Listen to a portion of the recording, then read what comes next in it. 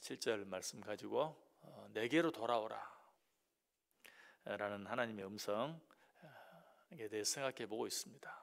너희가 내게로 돌아오면 나도 너희에게로 돌아가겠다라고 말씀하고 계시죠.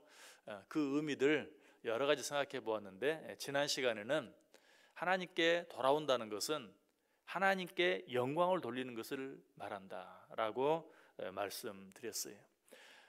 나병 치료를 받은 10명의 나병 환자 가운데 한 명이 감사하기 위해서 예수님께 돌아왔을 때 예수님께서는 하나님께 영광 돌리기 위해 돌아온 자가 너밖에 없느냐라고 말하면서 하나님께 돌아온다는 것, 그것은 곧 하나님께 영광 돌려드리는 것을 의미한다라고 말씀드렸어요. 자, 오늘은 하나님께 영광 돌리는 방법도 여러 가지가 있을 것인데 그것을 우리가 다 생각할 수는 없지만 그 가운데 가장 대표적이고 가장 중요한 것 한 가지가 있다면 무엇일까? 그것에 대해서 생각해 보려고 해요. 여러분, 그것이 뭐라고 생각합니까? 하나님께 영광 돌리는, 그래서 하나님께로 돌아오는 일 가운데 가장 중요한 일, 가장 우선적인 일 한 가지가 있다면 무엇일까?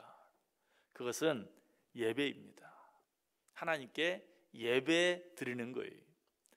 시편 50편 23절에 감사로 제사를 드리는 자가 나를 영화롭게 하나니 그의 행위를 옳게 하는 자에게 내가 하나님의 구원을 보이리라. 어제 아침에도 이 말씀 생각해 보았죠. 감사로 제사를 드리는 자, 바로 이 자가 하나님을 영화롭게 하는 자이다. 제사를 드린다는 게 무엇이죠? 예배하는 것을 말하죠. 하나님께 예배 드리는 것이야말로 하나님을 진정으로 영화롭게 해드리는, 하나님께 영광을 돌려드리는 일이다. 그러므로 우리가 하나님께 영광 돌리는 삶을 살기를 원한다면, 하나님께 영광을 돌려드림으로 말미암아 하나님께로 온전히 돌아오기를 원한다면 제일 먼저 무엇 해야 돼요? 하나님을 예배해야 돼요. 이것보다 더 중요한 일이 없어요. 시편 29편 1절 2절에 너희 권능 있는 자들아 영광과 능력을 여호와께 돌리고 돌릴지어다.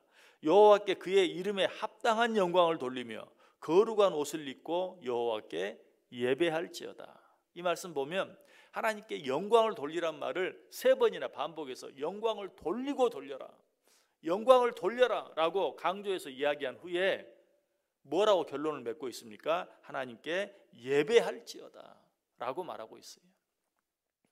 하나님께 영광을 돌리는 것 다른 것이 아니, 하나님께 진정으로 예배하는 것이. 창세기 보면 아브라함과 그의 조카 롯에 대한 기록이 나오죠. 두 사람은 삼촌과 조카 사이였어요. 아브라함도 롯도 똑같이 태어나서 똑같은 곳에서 자랐어요. 그리고 똑같이 본토 친척 아비집을 떠났고 똑같이 후에 부자가 되었어요. 아주 비슷하죠. 그런데 두 사람의 말로는 아주 달랐어요. 어떻게 달라집니까? 아브라함은 믿음의 주상이 되었고 롯은 망했죠. 아내는 소금기둥이 되고, 그리고 두 사이들은 소돔과 고모라의 유황불 속에서 다 죽었고, 롯 자신은 어때요? 두 딸과의 사이에서 두 아들을 낳아서 암몬과 모압이라는 두 민족을 만들어내고, 그 암몬과 모압은 오랜 시간 동안 서로 싸우는, 그야말로 부끄러운 역사의 주인공이 되고 만 것을 보게 돼요. 아브라함과 롯은 아주 비슷한 사람인데 무엇이 이 둘을 이렇게 완전히 다르게 만들어 놓았는가? 아브라함이 롯보다 인격적으로 훨씬 훌륭했는가? 언뜻 보면, 언뜻 생각하면 그런 것 같기도 해요. 그러나 사실은 아니죠. 아브라함도 자기 아내 사라를 자기 목숨 건지자고 2번이나 누이라고 거짓말한 그런 모습을 보게 되죠. 아내가 또 오랫동안 아이를 낳지 못하니까 어때요? 여종 하가를 첩으로 받아들여서 그에게로 들어가서 또 이스마엘이라는 아들을 얻기도 했죠.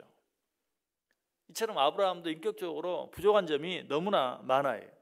그런데 어떻게 아브라함과 롯의 인생의 말로가 그처럼 다르게 되었는가? 그 이유가 바로 예배 때문이었어요. 창세기를 보면 아브라함은 어디를 가든지 제일 먼저 제단을 쌓고 여호와의 이름을 불렀다라고 기록하고 있어요. 제단을 쌓고 여호와의 이름을 불렀다. 무슨 뜻이죠? 하나님께 제사했다, 하나님께 예배했다라는 뜻이.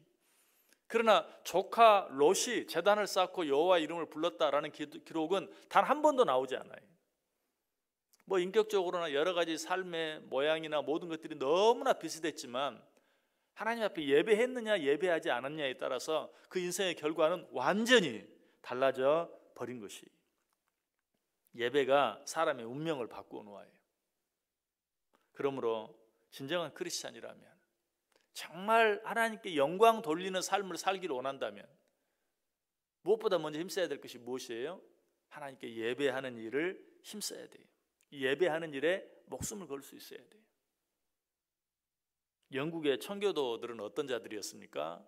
목숨을 걸고 예배하기 위해서 예배를 핍박하는 자기들의 고국을 떠나서 신대륙으로 건너온 자들이죠. 메이플라워를 타고 지금의 미국으로 건너왔어요. 그들은 순전히 예배의 자유를 위해서, 마음껏 예배하기 위해서 목숨을 걸고 신대륙으로 온 자들이었어요. 그들이 그곳에 와서 한겨울에 도착했죠. 12월. 정말 간신히 겨울을 버티고 이제 그 다음에 농사를 지어서 1621년이죠. 그의 첫 번째 가을에 첫 수확을 가지고 하나님 앞에 예배를 드렸죠. 그 예배가 추수감사절의 기원이. 지금 그 나라가 어떻게 되었습니까? 그들이 세운 그 나라가 어떻게 됐어요? 역사상 유례가 없는 1621년에 그들이 그 땅 20년에 도착했으니까 얼마나 짧습니까? 우리나라 역사 보세요. 1620년은 옛날도 아니에요. 그런데 고작 1620년에 시작한 그 나라가 어떻게 됐어요? 세계에서 가장 강한 나라. 요즘 중국과 미국의 모습을 보면 참 중국이 딱해. 어젠가 그젠가는 미국 항모가 중국 항모의 대열 한가운데까지 들어갔는데도 아무 말도 못하고 가만히 있는, 미국이 일부러 그랬다라고 얘기가 나올 정도로 잘하고 못한 것은 접어두고 그만큼 강한 나라에 여전히 어떻게 그렇게 되었어요? 예배에 목숨을 걸고 시작한 나라예요. 앞으로 미국이 어떻게 될 것인가? 그 답은 간단해. 그들이 끝까지 하나님을 경외하며 하나님께 예배하기를 힘쓰는 나라로 남을 것인가, 그렇지 않을 것인가, 거기에 달려 있어요. 미국을 생각할 필요도 없죠. 우리나라도 미국에 가려면 서러울 정도로 빠른 시간에, 물론 오랜 역사를 가지고는 있지만, 그러나 발전한 이 시간은 너무 짧아요.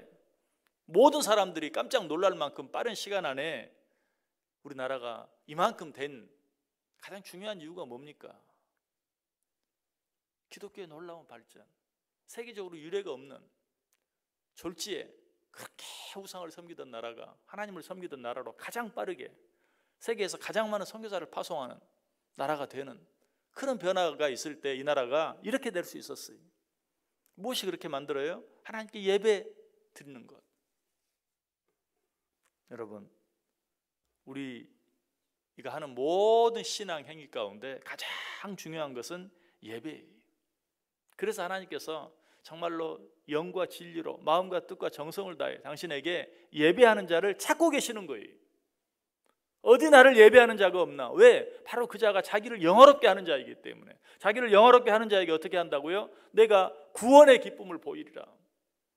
어제 아침에 설명드렸죠. 우리가 왜 신앙생활을 하는데 전혀 신앙생활을 하지 않는 사람과 똑같이 살아가는가? 우리가 왜 하나님을 믿고 사는데 하나님을 믿지 않는 자들과 똑같이 살고 있는가? 왜 그들이 알지 못하는 기쁨을, 평안을, 자유를 누리지 못하는가? 하나님을 믿는다고 하면서도 하나님께 영광 돌려드리는 삶을 살지 않기 때문에. 영광 돌려드리는 자에게 하나님의 구원을 보이겠다고 했는데 그런 삶을 살지 않으니까. 좀 더 쉽게 말하면 무엇이라고요? 하나님께 예배하는 삶을 살지 못하니까 그런 기쁨, 그런 감격을 누리지 못하고 살고 있다는 것이. 예배가 왜 이처럼 중요할까요? 예배는 하나님께 영광을 돌려드림과 동시에 은혜 받는 시간이죠. 은혜를 받아야 힘이 생기는 거예요.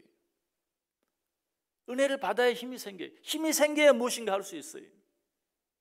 예배는 모든 것의 근원이, 예배는 모든 것의 시작이. 오늘 비도 많이 오는데 이 새벽 시간 하나님 앞에 예배 드리기 위해서 이 자리에 나오신 여러분들, 잘하셨어요. 그러나 늘 말씀드리죠. 이것으로 끝나버리면 안 돼요. 이것이 시작이 돼야 돼요. 그래서 오늘 하루 우리의 모든 삶이 하나님께 예배드리는 삶이 돼야 돼요. 예배드리는 마음으로 살아야 돼요. 그렇게 하기만 하면 하나님께서는 어떻게 한다? 너희가 예배를 통하여 나를 영화롭게 하면 내가 너희를 영화롭게 하겠다. 예배를 통하여 너희가 나를 높이면 내가 너희를 높여주겠다. 오늘 이 하나님의 약속을 귀로만 듣는 것이 아니라 우리의 삶 속에서 내가 하나님을 영화롭게, 예배를 통하여 하나님을 영화롭게, 하나님께 영광 돌려드림으로 말미암아서 하나님께서 나를 높여주시고 하나님께서 나를 영광스럽게 해주시고 하나님께서 내게 구원의 기쁨과 즐거움을 보여주시는 그 놀라운 축복을 받아 누릴 수 있기를 주님의 이름으로 간절히 축원합니다. 기도하겠습니다.